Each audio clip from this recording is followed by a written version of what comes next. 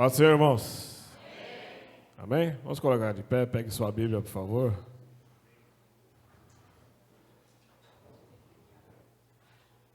É uma passagem bem conhecida que eu vou falar hoje. 2 Reis 5, 25.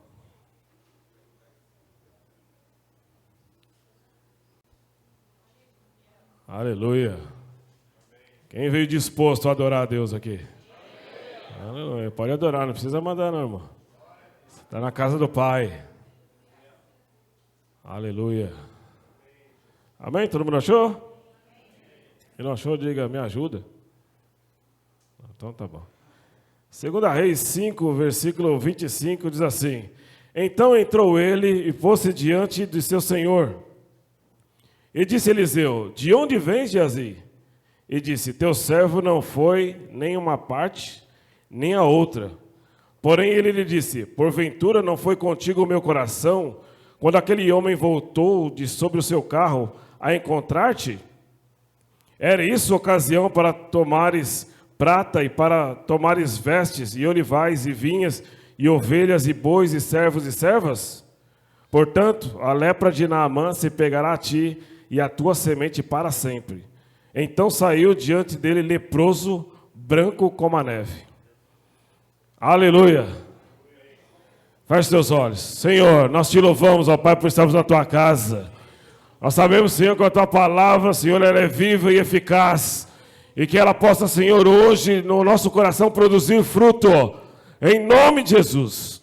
Nos capacita, Senhor, nessa hora. Abre os nossos ouvidos, Senhor, abre os nossos olhos.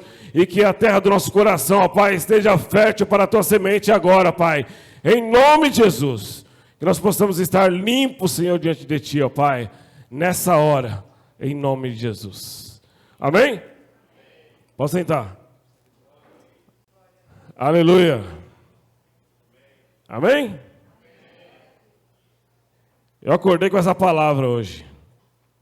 Eu acordei bem cedinho e eu estava pensando ao longo da semana sobre o que pregar, e eu acordei com a palavra de Naamã. E eu quis ler o finalzinho, para a gente entender que às vezes a gente anda com um homem de Deus, conhece a Deus, vive com Deus, mas às vezes o reflexo das nossas escolhas, ela muda diretamente o nosso objetivo, o nosso foco. E eu estava pensando a respeito da luz, né? O pessoal está sem luz aí. Mais de 40 horas já, né? Eu estava no meio da tempestade quando começou, eu estava aqui na Tramandaí. Não cheguei em nada. Tive que parar o carro e eu vi explodir o transformador, aí apagou a Vila Alpina, o Largo da Vila Alpina inteiro. E foi bem caótico, né? Tanto que as consequências estão aí até hoje. E eu fiquei analisando a importância da luz. Durante muito tempo a humanidade viveu sem luz elétrica, né? E hoje, sem luz a gente consegue fazer quase nada. Né? Não consegue carregar um celular, né? Não consegue manter o alimento saudável, né? Ele vai estragar se você não tiver ali a energia para ter o refrigerador. E a gente vê que ficou todo mundo no escuro, né? Ontem eu passei por uma rua perto da minha casa, não tinha ninguém na rua, nem um carro, só estava o meu. Mas muito escuro, muito escuro. E eu fiquei pensando a importância da luz. A luz, irmãos, ela não serve só para iluminar o caminho, né? Ela serve para manter-nos vivos. Ela serve para mantermos atuantes. Ela serve para nos manter saudáveis. E espiritualmente, irmãos, não é diferente. Sem a luz de Deus na minha vida e na sua, irmãos, nós não conseguimos nos manter saudáveis diante dEle. A gente não consegue andar no caminho porque a gente não está enxergando. A gente está sem direção. E lá no livro de João, no capítulo 8, versículo 12, Jesus falou assim: Eu sou a luz do mundo. Quem anda em mim jamais estará em trevas. É a referência que nós precisamos ter para a nossa vida. Luz. E o impacto da falta dela, a gente está vendo aí no nosso dia a dia. E se você trouxer isso para a sua vida espiritual, irmãos, Se a nossa vida não tiver luz, por completo, a gente vai acabar perdendo a direção, perdendo o foco, perdendo o objetivo, perdendo o propósito. E quando eu levantei de manhã, eu acordei hoje, mas com muita dor de cabeça. É coisa rara, eu não acordo... É muito difícil acordar com dor de cabeça, mas é muita dor de cabeça. E eu falei que Jesus me ajuda, porque como é que eu vou montar uma palavra com essa dor de cabeça? Mas muito forte. E eu levantei, eu fui lá para a sala, acordei bem cedinho, ninguém estava acordado ainda, e veio essa palavra de Naaman. E o texto aqui fala, irmãos, é uma história bem conhecida, eu vou repassá-la desde o começo para quem não conhece, mas eu queria falar de 3 coisas aqui. E eu vou fazer uma pergunta para vocês. Quem está passando prova? Não, quem está passando? Quem está muito tempo passando prova? Só alguns? Os outros não? Deus está bonzinho? Amém. O texto aqui fala, irmãos, a história de um homem muito famoso, que era Naaman. Essa história é tão famosa que Jesus mesmo citou essa história. Lá no livro de Lucas 4, versículo 27, ele dá um exemplo bem importante para a sua época. Ele falou, olha, no tempo de Eliseu, que era o profeta usado aqui, havia muitos e muitos leprosos, mas somente Naaman foi curado. Somente Naaman foi aquele que buscou uma solução para a sua vida. E se a gente começar o capítulo 5, bem lá no versículo 1, vai falar que ele era o comandante do exército da Síria. Era comandante do exército do povo inimigo de Deus. Até hoje, né?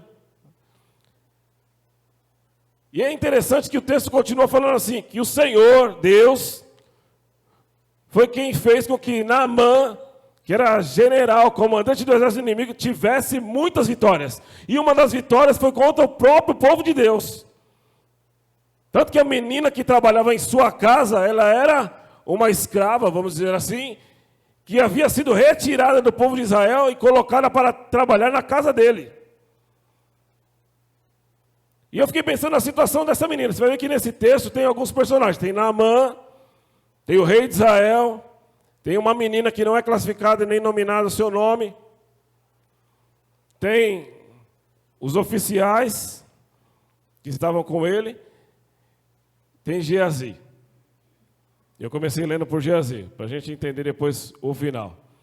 E Naaman, que era o comandante do exército, ele sofria de uma doença que naquele tempo era incurável. Hoje já existe até tratamento para lepra, né? Hoje já nem chama lepra. Né? Já mudaram-se o nome, até por causa ao longo da história, né? E ali aquele homem que era alguém de alta patente, que era um comandante poderoso, ele dava ordem, irmãos, e acontecia. Ele tinha toda a autoridade sobre as suas mãos, mas ele tinha uma doença, ele tinha uma lepra. E essa lepra ficava escondida debaixo das suas fardas. Ficava bem escondidinho. Quando a gente tem algo na nossa vida que a gente não quer que ninguém veja, a gente deixa escondido. Mas para Deus, irmãos, nada fica escondido. A Bíblia diz lá no livro de Daniel que ele revela o profundo, o oculto, o escondido. Ele sabe quem está em trevas, mas com ele mora a luz.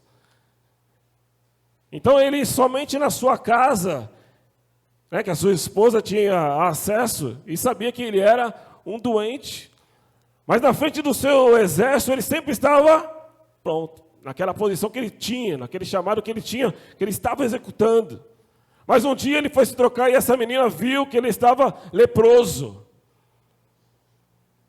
E aí o texto fala que essa menina já deu o resumo total da história. Ela falou, se o meu Senhor conhecesse o profeta que está em Samaria, certamente ele seria curado. E eu fiquei pensando na posição dessa menina. Ela era uma escrava que tinha sido arrancada do seu povo, que tinha sido levada para outro lugar, estava ali sobre a autoridade de outra pessoa, ela não tinha suas escolhas, ela não tinha a sua opinião própria, porque ela era uma serva.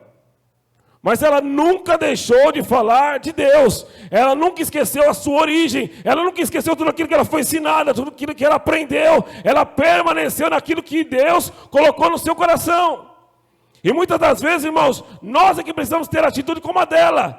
Se Deus nos escolheu, nos separou e colocou dentro de nós o Espírito Santo, nós somos responsáveis, irmãos, para fazer a diferença onde nós estivermos. Seja qual for a circunstância, seja qual for a situação, seja qual for o problema que eu e você estiver passando, nós precisamos deixar que o plano de Deus seja superior ao que nós queremos fazer. Ela poderia simplesmente falar assim, ele é o meu Senhor, melhor morrer, que pelo menos é um chefe a menos. Ela poderia ter esse tipo de escolha, mas ela conhecia a Deus. E, aliás, o mais interessante da história é que ela fala assim, se conhecesse o profeta, seria curado. Mas ela deu a solução. Ela deu o caminho para que Naamã pudesse ter a sua cura. Se Deus te escolheu, irmão, se você está aqui hoje para ouvir essa palavra, é porque Deus colocou em você a responsabilidade de mudar a história daquele que precisa. Porque o texto fala de Naamã, que invadiu Israel, que levou cativo, mas fala que foi Deus que deu as vitórias para ele. A Bíblia fala no texto que ele foi curado por Deus, mas nenhuma parte do texto fala que ele era crente. Nenhuma parte do texto fala que ele servia a Deus, que ele era fiel a Deus, que ele era leal a Deus. Não. Por que eu estou falando isso? Sabe por quê? Porque às vezes nós queremos escolher as pessoas que nós queremos abençoar. Se é crente, então eu vou orar, vou interceder. Não é? Então Deus te ajude. E na realidade, irmãos, Deus te chamou para você fazer a diferença onde você estiver. Se as pessoas precisam de ajuda, precisam de solução, você é responsável por isso. Você é responsável pela transformação que o mundo precisa, irmãos. Se o mundo ainda está andando em trevas, Deus colocou em você e em mim a luz, e ela precisa brilhar. Ela precisa aparecer, ela precisa iluminar o caminho daqueles que estão perdidos. Sou eu e você, irmão. Nós que fomos escolhidos para isso. Mas sabe o que acontece? Hoje a gente continua achando que a gente está em prova. Por isso que eu perguntei, está em prova? Porque parece o seguinte, que toda vez que a gente fala, está em prova, todo mundo levanta a mão. Você via na outra coisa e fala, está em prova, todo mundo levanta a mão. Mas será que você nunca é aprovado na prova? Ou será que o que você está vivendo é reflexo das suas escolhas? Porque se Deus te chamou, irmãos, pare e pensa nisso. Deus te chamou, Deus te escolheu, Ele te nomeou para que vades e dei fruto e o vosso fruto permaneça. Foi Deus que te escolheu. Pastor, mas eu tenho vergonha. Pastor, mas eu... Irmãos, Deus não quer justificativa sua. Nenhuma. Ele quer que você vá. O crente não foi chamado para fazer aquilo que ele gosta. O crente foi chamado para fazer aquilo que ele precisa. E o que precisa agora é que o mundo seja iluminado por ele. E não é com escolhas, irmão. Não é só eu que tenho que definir quem tem que ser salvo, quem tem que ser curado, quem tem que ser liberto, porque às vezes Deus cura. O que é interessante na história é que Deus curou o ímpio. E o supostamente crente ficou doente. E o texto é bem claro, irmãos. No livro de João, capítulo 3, versículo 16, a Bíblia diz assim que Deus, Ele amou o mundo de tal maneira que deu o seu Filho unigênito para que todo aquele que nele crê não pereça, mas tenha a vida eterna. Deus amou o mundo inteiro, Ele não escolheu, não fez acepção de pessoas, não fez nada. Ele escolheu todos, com os seus pecados, com os seus defeitos, com os seus erros, com as suas falhas, não importando nada disso, porque Deus olhou para nós o que Ele poderia fazer conosco, não aquilo que nós poderíamos oferecer para Ele. Não está a ação de Deus, irmãos, não está na minha competência, não está na minha habilidade, não está no meu conhecimento, ela está na minha obediência. E quando eu obedeço, Deus faz. E hoje em dia as pessoas estão querendo escolher o que obedecer. Porque eu tenho o meu livre-arbítrio. Porque eu sirvo a Deus voluntariamente. Irmão, você precisa ler a Bíblia direito. Lá no livro de 1 Coríntios, capítulo 9, versículo 16, Paulo diz assim, se eu prego o evangelho, não tenho do que me gloriar, porque me imposta essa obrigação, e ai de mim se eu não fizer. E o que eu vivo para receber o prêmio. E o prêmio é para aqueles que permanecem até o fim. E nós estamos hoje escolhendo. Porque eu não gosto de fazer isso, eu não gosto de fazer aquilo, eu não gosto de fazer aquilo outro. Irmãos, Deus não te chamou para você fazer o que você quer, o que você gosta, do jeito que você gosta, não. Deus te chamou, te escolheu para que você faça aquilo que precisa ser feito, que é salvar vidas. Para isso que Ele te chamou, para que você ganhe almas, para que você batalhe, para que você encha a igreja. Não adianta a gente cantar que a igreja resistiu há 1000 anos, ela resistiu porque tinha gente que permaneceu lutando, permaneceu batalhando, permaneceu fazendo aquilo que era preciso. Não aqueles que eles gostavam. Não aquilo que eles queriam. Não aquilo que era legal. Não aquilo que eu precisava fazer para aparecer. Não. Porque na minha vida, irmãos, e na sua, só precisa aparecer um. Jesus. Mais ninguém. Não temos glória nenhuma. Por mais que eu faça algo, e por mais que eu seja bom naquilo que eu faço em relação ao reino, a Bíblia diz assim, que tudo aquilo que eu receber de galardão, eu tenho que colocar nos pés de Jesus. Porque Ele é digno de toda a honra, de toda a glória, de todo louvor, de toda adoração. É Ele. Ele é o motivo, Ele é a causa de nós estarmos aqui. Ele é o motivo e a causa de nós não sermos consumidos. Ele é o motivo e a causa de Deus não nos tratar de acordo com o nosso pecado. Se Deus nos tratasse de acordo com o nosso pecado, onde nós estaremos hoje? Onde? Mas nós fomos chamados, irmãos, para executar a obra gloriosa de Deus. Lá no livro de Isaías, no capítulo 61, ele fala: o Espírito do Senhor Deus me ungiu. Ele me escolheu, Ele me ungiu, Ele me separou para anunciar as boas novas. Libertação dos cativos, cura dos enfermos. Que obra de Deus que você está fazendo, irmão? Que Deus te escolheu, te separou. Eu estou pregando. Irmãos, pregar não é para nada. Pregar não serve para nada. Se você pregar e ninguém se salvar, não serviu para nada. Se você orar e ninguém se converteu, sua oração não serviu para nada. É por isso que oração é intercessão. É por isso que nós estamos aqui, a campanha da família, estamos intercedendo, estamos batalhando. Não é, vamos orar uma vez, já resolveu. Não, é permanência, é insistência, é foco, é objetivo, é devoção, é dedicação. E principalmente, é obediência a Deus. A Bíblia diz então que o rei, a mulher do rei ouviu o que a menina falou, ela falou: olha, meu senhor, a menina falou assim, tem lá em Israel, tem um profeta lá. E se você for lá, certamente você vai ser curado. Talvez ele tivesse numa situação que ele não tivesse mais nada a perder, estava condenado pela doença. Talvez a situação já tinha condenado qual seria o seu destino. Mas eu quero dizer para você hoje que está aqui, irmão, se a situação condenou o seu destino, Deus pode mudar toda e qualquer situação hoje. Se você crê, a Bíblia diz bem claramente, se você crê, você verá a glória de Deus. Então você comece a adorar a Deus, comece a glorificar o nome dEle e permaneça fiel, porque Ele pode mudar toda e qualquer situação. É só você crer. A receita já foi dada, irmão. Se creres, verás a glória de Deus. E mesmo ele sendo ímpio, ele resolveu aí. Talvez ele não tivesse mais nada a perder, falou: então vou lá. E ele falou com o seu rei, e o seu rei escreveu uma carta para Israel. E aí, olha, vai vendo como os personagens vão se comportando no texto. O rei da Síria escreve uma carta e fala: olha, quando você chegar a Israel, entrega essa carta para o rei. E o rei vai entender que você precisa passar pela cidade para chegar no profeta. E ele pega a carta, separa alguns oficiais do exército, separa muita prata, ele separa muito mais ouro, e ele separa algumas roupas. O texto especifica bem claro, era muito ouro. Porque qual era o pensamento dele? Se eu fizer aquilo que o profeta vai determinar, eu for curado, e eu vou depois então pagar para ele pela minha cura, ou vou oferecer para ele um prêmio pela minha cura.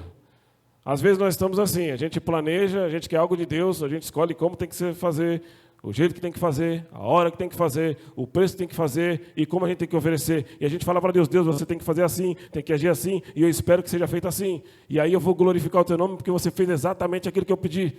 E se você pensa exatamente assim, irmãos, eu vou te falar que você está totalmente enganado. Porque Deus, Ele é Senhor, Ele é soberano, Ele está acima de todas as coisas. Ele escolhe a hora, Ele muda o tempo, Ele estabelece reis, Ele tira reis, Ele faz aquilo que lhe aprove.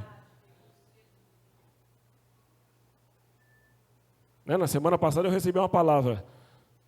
Deus vai mudar o seu caminho. Na hora... Já coloquei o GPS aqui, recalculando rota. Porque eu tenho que fazer aquilo que Ele quer. A gente planeja. O próprio Salomão falou, o homem planeja o seu caminho, mas é o Senhor que dirige os seus passos. Então a gente tem que estar alinhado com aquilo que Deus quer para nós. Isaías falou, os meus pensamentos não são os seus pensamentos. Porque os pensamentos de Deus são muito mais altos, a gente não consegue nem alcançar, por mais que a gente tenha uma capacidade, uma inteligência sobrenatural, a gente não consegue nem imaginar, nem chegar perto daquilo que Deus planeja, arquiteta, organiza e faz. Se a gente entendesse isso, muitas das nossas queixas seriam evitadas. E aí o rei, ele vai para o caminho de Israel, com seus oficiais, com o seu dinheiro, com o seu planejamento, com a sua ideia, e ele chega lá. Quando ele chega lá, é levada a carta para o rei de Israel. Eu entendo assim, eu pressuponho que o rei de Israel deveria ser alguém que conhecia Deus, que vivia de acordo com o modelo de Deus, que estava ali esperando que Deus agisse, seja qualquer situação. Deus sempre interferia, sempre era a favor do povo. Mas o rei, quando ele recebe a carta, ele acha o quê? O pessoal está armando um plano para nos destruir. Ele rasga as suas vestes, ele se desespera, ele entra em pânico. O rei estava totalmente sem visão de Deus, ele não entendeu o projeto de Deus, ele não entendeu por que Naamã estava ali, mesmo ele lendo na carta o que deveria acontecer, ele realmente ignorou tudo aquilo e o seu desespero tomou conta. E o que Deus quer, irmãos, é que você aprenda com isso. Quando vier alguma notícia para você, não há necessidade de desespero, espera em Deus, Ele é a saída. Pare de se preocupar, pare de imaginar, pare de criar a ilusão de que algo vai acontecer. Confia nele. Aí você vê a diferença do rei e do profeta. O profeta recebe a notícia e fala assim, rei, você está nervoso? Está desesperado? Rasgou sua roupa? O que é isso? Que crente é você? Basicamente ele falou isso para o rei, né? Que crente é você? Mas o rei, ele veio do quê? Ele veio do sofrimento das batalhas. Ele já tinha sofrido na mão do Naamã. A própria serva que estava cativa era de Israel. Mas o Deus quer que você, irmãos, olhe para frente. Abandone o seu passado porque ele não serve para fazer nada. Olhe para frente, olhe para as coisas que Deus tem preparado lá na frente. Por isso que Paulo falou assim, esquecendo-me das coisas que para trás ficam, avanço para aquelas que estão adiante de mim, pelo prêmio da soberana vocação em Cristo Jesus. A gente está querendo viver a nossa vida com o modelo do passado. Não! O que Deus tem para nós é novo. Aquilo que o olho não viu, o ouvido não ouviu, não chegou no coração do homem. São as coisas que Deus tem preparadas para aqueles que o buscam. É olhar para frente. É avançar.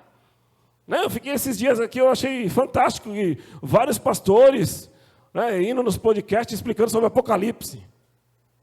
Que todo mundo está querendo saber se a guerra de Israel tem a ver com o Apocalipse. E eu achei fantástico porque assim, as pessoas não querem saber, porque elas vão se preocupar com o que vai acontecer. Não, elas querem saber para saber se Jesus está perto ou está longe. Porque se Jesus estiver perto, eu preciso me preocupar, me consertar e agilizar. Se ele estiver longe, ainda dá tempo. Dá para dar uma segurada. Mas eu vou te dar... O pastor Lamartine Pozzelli falou uma coisa que é muito verdade. Ele falou assim, Israel é o relógio de Deus. Então, se está mexendo com Israel, irmãos, se prepara. Se está mexendo com Israel, se prepara. Só vou dar essa dica para você. Se prepara. Vamos voltar lá no Eliseu. O profeta olha para o rei e fala, muito desesperado você, hein, rei? Deixa vir para mim, porque aqui ele vai saber que é a profeta Israel. Quando a situação aparecer para você, você tem que falar isso. Deixa vir em mim. Precisam ver que é a profeta aqui na restauração. Saber que há profeta na minha vida, há profeta na minha casa, há profeta que quando fala acontece, há profeta que determina e as coisas acontecem, seja onde for. Você é o profeta escolhido por Deus para anunciar as boas novas. Nem fui eu que te escolhi, foi Deus. Foi Ele que te ungiu, não fui eu. Foi Ele que determinou, vá e faça. Então vá e faça. E eu acho fantástico, que aí é encaminhado, então, ó, Naamã, então você vai lá visitar o profeta direto, nem passa pelo palácio aqui, porque o rei já está em pânico. Já rasgou toda a sua roupa. E aí eu acho fantástico, o Naamã vem com toda a sua tropa. Eu fico imaginando a cena, né? Que não era ruas igual a nossa, né? Não chegou de carro, tá? Não. Teve um passo, um espaço onde eles precisavam percorrer. E Naamã chega lá, diante da casa do profeta. E quando ele chega diante da casa do profeta, qual a expectativa dele? Vamos chamar que o profeta vai vir. E o profeta que é de Deus vai vir aqui, ele vai falar comigo, talvez ele vai pôr a mão na minha cabeça, ele vai orar por mim, ou ele vai colocar a mão aqui na minha lepra, e ela vai sair na hora, e eu vou ser curado, e eu já trouxe aqui todos os galardões que eu vou oferecer para ele. Ele bate na porta lá, ô Eliseu, o Naamã está aqui. Ô Geazi, faz o seguinte, tem alguém lá que está precisando de alguma coisa? Fala para ele, só vai lá no rio. Vai lá no Jordãozinho. Está meio sujinho. Não está com água potável. Não está no modelo aceitável para nado, para mergulho. Fala para ele mergulhar lá 7 vezes. Nem sai. O profeta nem sai. Eu fiquei pensando, por que o profeta não saiu? O profeta não saiu porque ele não precisava ser adorado. Quem precisava ser adorado era Deus. Se ele sai e faz aquilo, olha, vamos aqui ao Eliseu, ele é o profeta de Deus, ele é ia falar de Deus, mas toda a glória seria para Eliseu. Não, irmãos, tudo que você faz na sua vida, a glória é para ele. O seu nome não precisa aparecer, no máximo no rodapé aqui, ó, foi usado o André por Deus, mas nada, a glória toda, a pompa toda tem que ser feita para que o nome dele seja glorificado e exaltado. Não é a glória nossa, é glória dele. E aí o rei fica muito bravo, o comandante ficou muito bravo. Por quê? Porque ele planejou tudo. Mas o texto representa aqui, irmãos, ações que muitas vezes nós queremos ter de Deus. Primeira coisa, solução rápida. Eu quero orar hoje, acabou, está pronto. Verdade ou mentira? Verdade. Estou com uma dor aqui, 15 dias na coluna. E aí? Aí o dia que Deus quiser curar, cura. Mas a gente quer a solução rápida. Mas a solução de Deus, irmãos, é esperar. Ele queria um tratamento especial, afinal ele era o general. Ele era o comandante do exército da Síria, alguém de poder. Senhor, eu sou teu servo, Senhor. Sou pastor da restauração. Você podia fazer alguma coisa na minha vida. Não, mas Deus não vai te tratar especialzinho. Ah, eu sou legalzinho, Deus me ama mais que os... Não. A cruz, ela trouxe todos para o mesmo nível. A cruz trouxe todos para o mesmo nível. Crente ou não?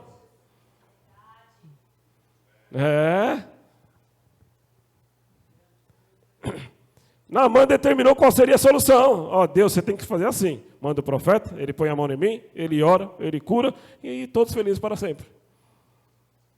Mas Deus não é escritor de fábula, não é escritor de lenda, não é escritor de livro, de crônica, nada. Deus, ele é Deus, ele é soberano, ele é glorioso. E toda ação dele precisa resultar em glória. Às vezes as coisas não acontecem na minha vida e na sua, irmãos, porque a gente quer um pedaço da glória que pertence para ele. Não, irmão, tudo que você fizer na sua vida, A Bíblia diz assim, ó, tudo que tiver na mão, faze bem. E lá no livro de Tiago 5,16 diz assim, aquele que sabe fazer o bem e não faz, esse comete pecado. E no mesmo livro de Tiago diz assim, que se você errou em um só mandamento, você errou em todos. Então, às vezes a gente está querendo buscar um jeitinho, uma soluçãozinha, irmãos. Não, deixe as coisas acontecerem de acordo com o modelo de Deus. A minha vida e a sua, irmãos, ela tem que estar alinhada com a vontade de Deus. Ah, pastor, mas eu não tenho livre-arbítrio? Tem. Mas toda vez que o homem usa o livre-arbítrio, 99% das vezes ele peca. Adão, enquanto permaneceu na presença de Deus, ele não pecou. O dia que ele saiu para dar um rolezinho sozinho, pecou. É só você analisar a Bíblia, irmãos. Não sou eu que estou dizendo, é o texto. Leia a Bíblia. Leia a Bíblia. Leia a Bíblia. Amém? Leia a Bíblia. Leia a Bíblia. Quer conhecer sobre Deus? Leia a Bíblia. Quer saber o que vai acontecer no Apocalipse? Leia a Bíblia. Nós já estamos no Apocalipse, irmão. Pastor, leia a Bíblia.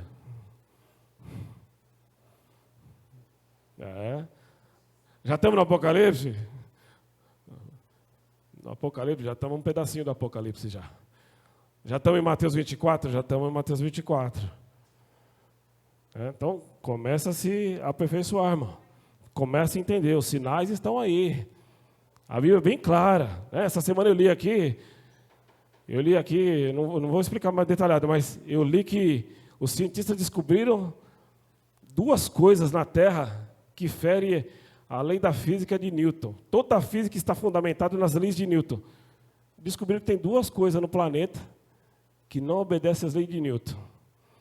Agora está uma revolução na ciência, porque agora eles querem identificar como é que tudo aquilo que está fundamentado numa lei pode ser modificado. E o que é mais interessante, está associado à origem da criação de Deus. É um negócio fantástico, mas é para outro dia. O rei indignado, o comandante indignado, houve um conselho. Olha, se ele pedisse alguma coisa difícil para você, você não ia fazer? Você trouxe tanto dinheiro, você trouxe tanta roupa, você trouxe tanta coisa. Agora você está achando ruim de dar uma mergulhadinha no rio. Não é aquele rio, né? Mas não é difícil. Não é difícil. Às vezes a solução para o seu problema, para a tua cura, para a tua libertação, irmãos, não é difícil. A solução ali, não é, a cura não estava no mergulho. A cura não estava na água. A cura não estava na ordem do profeta. A cura estava na obediência do general. Quando você obedece, irmãos, quando você obedece, Deus, Ele muda toda e qualquer situação. Ele opera qualquer milagre que seja necessário para aquilo que você precisa seja realizado. Tudo. Tudo na nossa vida. É por isso que às vezes a gente fica, mas é difícil. Porque tem o diabo. Mas a Bíblia não diz assim, resistir ao diabo, ele fugirá de vós. Mas essa é a parte B do versículo. O que fala a parte A? Sujeitai-vos, pois, a Deus. Aí resistir ao diabo e fugirá de vós. Irmãos, você não vai enfrentar o diabo sem antes sujeitar a vontade de Deus. Não inverta o passo, não inverta o modelo, siga a orientação. É por isso que você vai conhecer a palavra. Precisa aprender a batalhar. Eu acho fantástico, a Conceição chega aqui e fala, vamos orar, de joelho. Sabe o que as pessoas fazem? Vou te mostrar o que elas fazem. Vamos orar, a Conceição está orando, hein?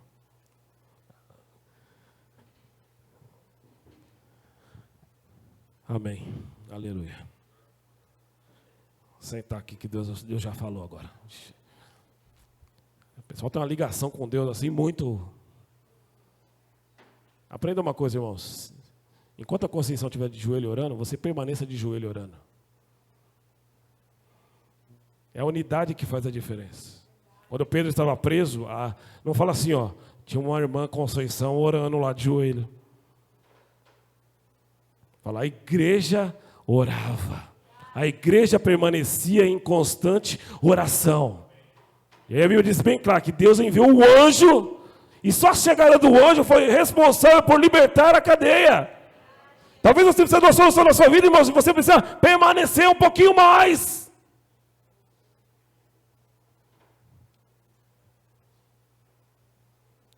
Porque quando o anjo de Deus pisa na terra, irmãos, é algo extraordinário. Pisou na terra, deu o quê? Terremoto. Quando Jesus estava lá também, o anjo pisou na terra, fez o quê? Terremoto.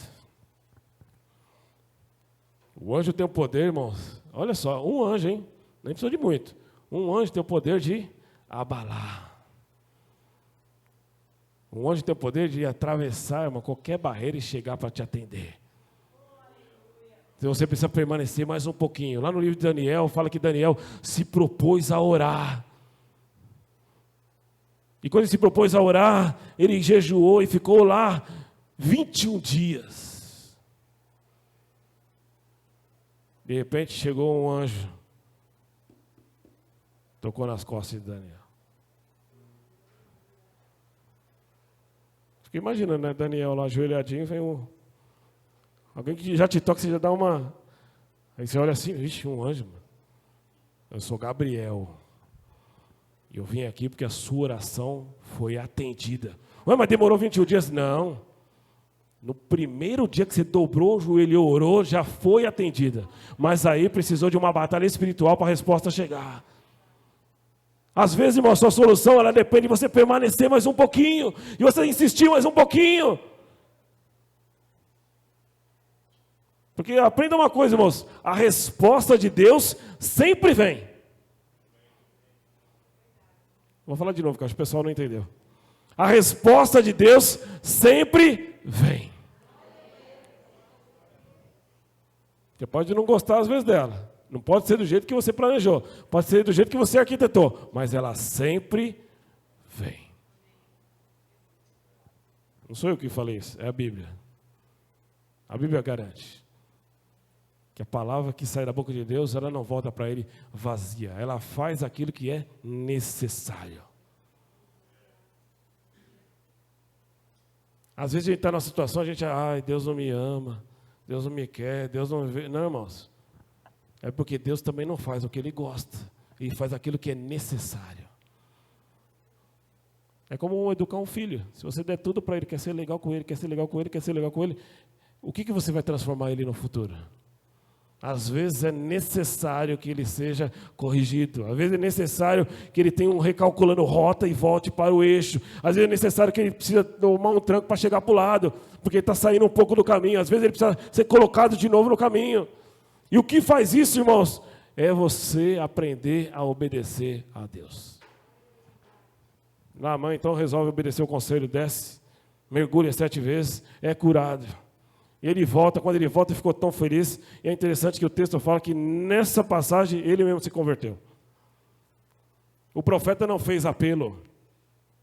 O profeta não falou, foi curado agora, então aceita Jesus. O profeta não barganhou com ele. O amor de Deus não é barganhado, irmãos. O amor de Deus ele precisa ser vivido. Se você viver o amor de Deus, você vai entender o que Deus faz, o que Deus age. Porque a essência de Deus é que Deus ele é amor acima de todas as coisas. E ele volta todo feliz, todo contente. E ele quer oferecer para ele. Então, não era mais um preço que ele queria pagar pela cura, mas era uma oferta que ele queria oferecer para ele. E sabe o que o profeta faz? Não. Eu não tenho glória na sua cura. Que glória ele tem? Ele só direcionou. Vai ali e obedece a Deus. Só isso. Eu estou direcionando você hoje. Vá e obedeça a Deus. Não há glória para mim nisso. Não há glória para o profeta. Ele falou, olha, eu não preciso disso. E eu achei, aí a sequência do texto é fantástica. Que aí o Naamã, o general poderoso do exército inimigo, ímpio, que não conhecia Deus, que não foi apresentado para Deus pessoalmente, que não recebeu uma revelação divina, que o profeta não colocou a mão na sua cabeça, que não recebeu uma profecia. mas ele tem um encontro poderoso com Deus. Quando você obedece a Deus, irmãos, você acaba tendo um encontro poderoso com Ele, porque Ele vai criar algo novo, extraordinário, que você ainda não viveu. E Naamã chega para o profeta e fala assim: olha, eu vou pegar um pouco de terra daqui, que eu vou levar lá para a minha terra, que é para eu levar para um lugar para fazer o quê? Uma adoração para esse Deus. E olha, você me perdoa, porque lá o rei costuma adorar na casa de Rimom. Ele entra lá e toda vez que ele entra, ele toca nas minhas mãos, eu sou obrigado a me curvar também. Então já quero pedir perdão para você de algo que eu vou fazer no futuro. O impacto, irmãos, foi tão grande na vida dele que ele não recebeu só a cura. Ele foi curado, ele foi salvo, ele se tornou um adorador. Alguém que temia a Deus e queria agora fazer as coisas para agradar a Deus.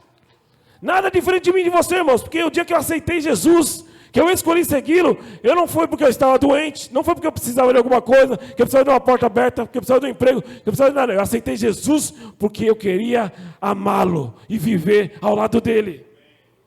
Eu não precisei de nada. Talvez você veio aqui porque precisava de uma cura, precisa de uma libertação. Não tem nada errado com isso. E Deus vai te tocar também. Mas o que é importante é que você permaneça não na cura, mas que você permaneça naquele que te curou. É isso que faz a diferença na minha vida e na sua, irmãos. Permanecer nele, não na ação, não na circunstância. É por isso que às vezes as pessoas perecem. Sabe por quê? Porque estão presas em bênção. Eu vim aqui porque eu ganhei uma cura, então eu quero outra cura. Não, irmãos, permaneça nele. Deus cura, Deus cura. Deus cura, Deus já me curou. Eu tinha um problema na minha perna, nas duas. Eu era pequeno, eu tive 10 anos. 10 anos uma dor na minha perna. Não sei porque eu estou falando isso, mas tudo bem. 10 anos eu tive dor nas minhas pernas. Aí ia no médico e vai falar assim: é dor do crescimento. É mentiroso, porque eu não cresci até hoje. E eu fiquei lá 10 anos. É risada, mas é verdade. Roubaram tudo, deu tudo para meus irmãos. Meu irmão tem 1,88, outro 1,92. A mim não sobrou. E eu fiquei 10 anos com essa dor. Ia no médico, nada. E um dia, eu também não pedi para Deus. É isso que eu acho fantástico. Às vezes a gente cria Deus num modelo e coloca ele numa situação que você limita a ação dele. E Deus é muito mais, irmãos, além daquilo que pedimos ou pensamos, é muito mais. E eu estava passando. Minha mãe era cabeleireira, é até hoje, né? Hoje ela não corta mais, só o meu. E na sala de casa ela cortava cabelo. Eu morava na Rua Três Pedras aqui, ó, ali em cima. E era uma casa de 3 cômodos só. Mas tinha o quarto, e ela trabalhava na sala e tinha a cozinha. E eu saí do quarto e fui para a cozinha. No que eu passei, uma moça que estava sentada para arrumar o cabelo lá, falou assim: moço! Aí já daquele, né? Cai a pressão na hora, né? Que vem a linhazinha descendo aqui. Ó. Crente te chamando moço, você já se prepara. Já até senta. Hoje em dia eu já sento com o gravador aqui do celular para não perder a profecia. E ela falou para mim assim: moço, você tem uma dor na sua perna, no seu joelho. Já faz 10 anos. Posso orar por você? Falei: pode. Irmãos, não foi uma oração longa, não foi uma profecia, não foi nada disso. Ela colocou a mão em mim e falou: Deus, cura esse moço. Para que nunca mais ele sinta dor nas suas pernas. Irmãos, ela tirou a mão, tirou a dor. Nunca mais eu tive dor no meu joelho. Nunca mais. Joguei bola durante muito tempo. Nunca machuquei o joelho, nada. Tudo relacionado à minha perna nunca aconteceu. Então, Deus faz, irmãos, a partir do momento que você está disponível para aceitar as suas ordens. Sem impor para Ele regra. Sem impor para Ele limite. Sem falar bonito. Na oração da Conceição aqui, você não precisa falar bonito. Ela fala bonito, né? Tem as boas palavras. Não precisa copiar dela, não, irmão. Você tem que abrir o coração e falar para Deus, Deus, eu estou aqui. Eu estou aqui. Só vim aqui para te ver hoje. Só isso. Você vai ver o coração de Deus ser tocado. Não precisa muito, irmão. Hoje a gente está vendo que os dias, o diabo tem feito o quê? O diabo usou uma estratégia, irmãos, muito inteligente. Mas muito inteligente. Então ele vem trabalhando para que as pessoas, primeiro, percam o relacionamento com Deus. Pare de investir tempo com Deus. Eu vi um pastor falando que daqui a alguns anos, a Bíblia, no máximo digital, o papel vai acabar. E sabe o que vai acontecer? Quando tiver o digital, eles vão cortar o acesso. E aí a Bíblia que o mundo precisa ler é você. E como é que as pessoas vão ler a Bíblia em você? Se a Bíblia foi tirada de você. É aquilo que é guardado nas tábuas do seu coração, que permanecerá como alimento para você e para o próximo. É por isso que precisa ler a Bíblia, irmão. Precisa decorar a palavra. Ah, pastor, mas eu não consigo. Você não consegue porque você mesmo profetiza e você não faz. Eu duvido, irmãos. Eu duvido. Se você orar e falar para Deus assim, Deus, eu preciso entender a palavra quando eu leio e guardar. Se você não guarda. Sabe qual é o problema? Hoje eu já li aqui. Ou então a gente lê a Bíblia no grupo dos obreiros do WhatsApp, né? Que tem a irmã Alessandra, que ela sempre passa uma palavra poderosa e manda um louvor já. Ela já dá dica por irmão, né? Mas às vezes o irmão não pega. Não é esse tipo de coisa. Deus precisa que você tenha relacionamento. Quando foi apresentado diante de Eliseu, todo mundo desesperado, o rei apavorado. O profeta falou assim, ó, se tivesse na presença de Deus como eu estou, tranquilidade. Por que desespero? Se o Deus de paz, capaz que excede todo entendimento, está comigo, por que eu desespero? Ah, mas pastor, você não sabe, eu estou com um problema que eu vou morrer. E daí? Todo mundo vai um dia. Mas Deus pode te curar se você crer. Deus pode te ressuscitar se você morrer, se você crer. Deus pode fazer qualquer coisa, irmão. Deus não tem limite. Deus não tem limite, Deus não tem regra. Então para de dizer para Ele como que Ele tem que fazer. Você tem que pedir e esperar que Ele faça. Quando Jesus ensinou a orar, Ele falou, olha, Senhor, eu quero isso, eu quero aquilo outro, mas seja feita a tua vontade. No céu, na terra. Você pode pedir o que você quiser, irmão. Só espera nele. Ele é que faz. E se alguém te der algum conselho, escute. Porque o diabo já plantou uma mentira, né? Que se o conselho fosse bom, vendia, não dava. Quem já ouviu essa frase aqui? Mas a Bíblia diz assim, que na Bíblia tem um homem chamado Salomão. E a Bíblia diz assim que ele foi o homem mais sábio que existiu na terra. E a Bíblia diz assim, a medida que foi dada para ele, não foi dada antes, nem será dada depois a homem nenhum, foi só para ele. E o dia que ele escreveu o livro de Provérbios, que todos os provérbios deles não estão lá, mas no livro de Provérbios, se você ler o livro de Provérbios, o que mais ele fala lá? Conselho. Como é que o homem mais sábio do mundo, de todos os tempos, ele precisa de conselho. E ele mesmo escreveu, porque na multidão de conselhos, há sabedoria. Então, se alguém te der um conselho, irmãos, ouça. Não sei porque eu estou falando isso, mas eu gosto de Jesus, que ele é fantástico. E aqui ele faz o que ele quer. E aí a gente vai, então, para Geazi, que é o que a gente leu. O Geazi, irmão, ficou indignado. Tinha tanto ouro lá, tanta pratinha ali, bonitinha. Tinha umas roupas ali da hora. O profeta não vai pegar nada, não é possível. Sabe o que eu vou fazer? Eu vou lá pegar. Eu vou lá dar um jeitinho. Só que a oferta que ele tinha trazido era para Deus, não era para o profeta. Se fosse para o profeta, talvez não tivesse acontecido nada. E aí a Bíblia diz que ele pegou, foi atrás de Naamã, catou mais um ajudante, foi atrás, correu. Falou, sabe o que é? Chegaram os moços lá, e o profeta mudou de ideia. Dá um pouquinho de prata aí, um pouquinho de ouro e dá umas roupinhas aí, só 2 peças, nem precisa ser muito. Né? Não vamos cometer um pecado grande, né? Só um pecadinho já é tranquilo. E o Naamã não está sabendo de nada. Mas se o profeta mandou, ele está confiando o quê? No profeta. O profeta falou, vixe. Então, eu falei no começo, o profeta ele tem que ser a solução do seu problema. Profeta.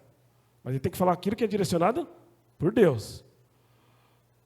Naamã na hora. Opa, que isso? Para todo mundo aí. Dá uma roupinha para ele lá. Dá um ourinhos. Dá uma correntinha lá, que vai que ele é funkeiro, né? Vai pôr aqui no peito. Você para lá para ele, deu lá.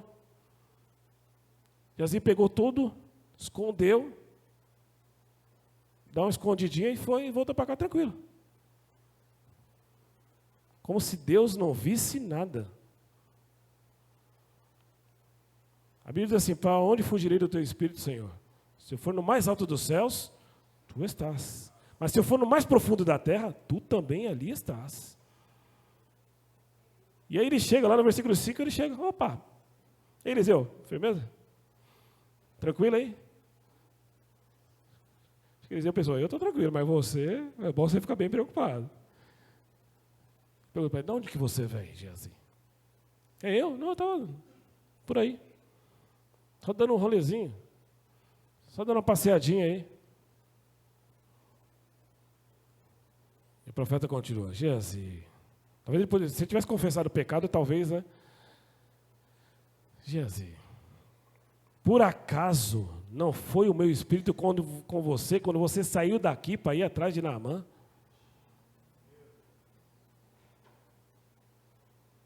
Só essa frase aí já entreguei tudo. O meu espírito foi quando você saiu da minha presença. E o que eu acho mais legal é que assim, não foi o Espírito de Deus que foi e contou para Eliseu. Não. Deus permitiu que Eliseu visse. Que talvez se chegasse a notícia lá, talvez ele não acreditasse. Não, está com muito tempo comigo. Está andando ao meu lado há muito tempo. Não faria isso comigo. Não, ele não faria isso. Mas Deus permitiu que ele acompanhasse, ele visse, e ainda ele citou, por acaso eu não vi quando você pegou ouro, pegou prata, pegou roupa, pegou vinha, pegou olivais, pegou todas as coisas? Então a glória do pecado que era de Naamã, será uma glória para você. E a Bíblia diz que ele ficou leproso. E o que eu acho mais fantástico, tanto a cura, quanto a condenação dele foi imediata. Ah, mas Deus demora para entregar. Deus não demora, não, irmão. A Bíblia diz lá no livro de Tiago, ainda que você tenha ela por tardia, a bênção de Deus, ela nunca tarda. Se ela nunca tarda, significa que a pressa está comigo. E Deus quer tirar a pressa da sua vida hoje, em nome de Jesus. E o que eu aprendo com esse texto, irmão? Eu aprendo 3 coisas. Que existe provação, que existe tentação e que existe semeadura. A aprovação era de quem aqui no texto? A aprovação era de Naamã. O que Deus queria dar? O que Deus quer dar para mim e para você quando nós temos uma aprovação? Deus quer te dar crescimento. Deus quer te dar maturidade. Deus quer te dar evolução espiritual. Por isso que às vezes você está passando por uma situação e você não está entendendo, permaneça nela. Porque se Deus te colocou na prova, Ele vai fazer com que você cresça no final dela. Agora existe também a tentação. A tentação foi de quem?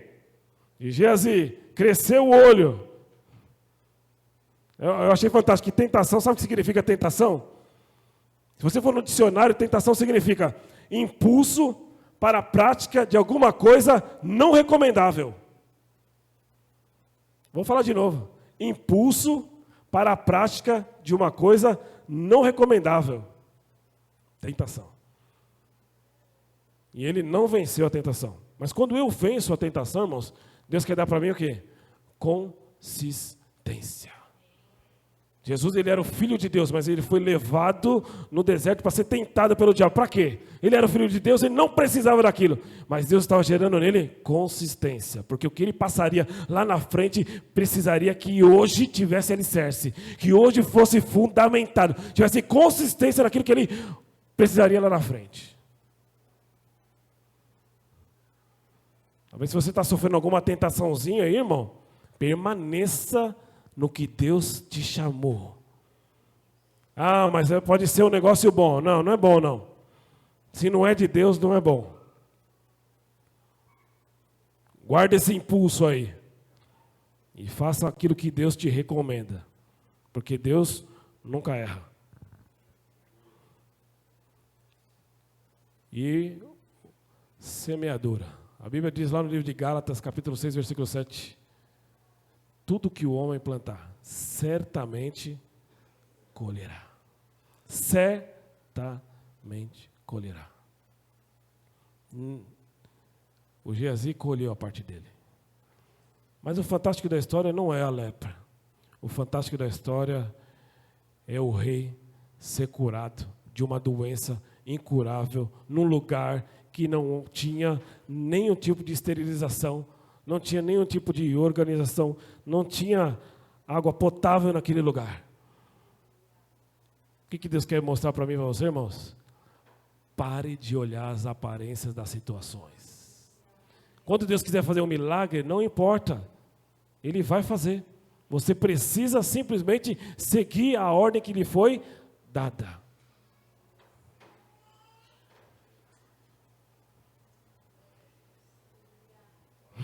Vou pegar a palavra da Fabiana para mim. Tem gente planejando um modelo e um estilo de vida.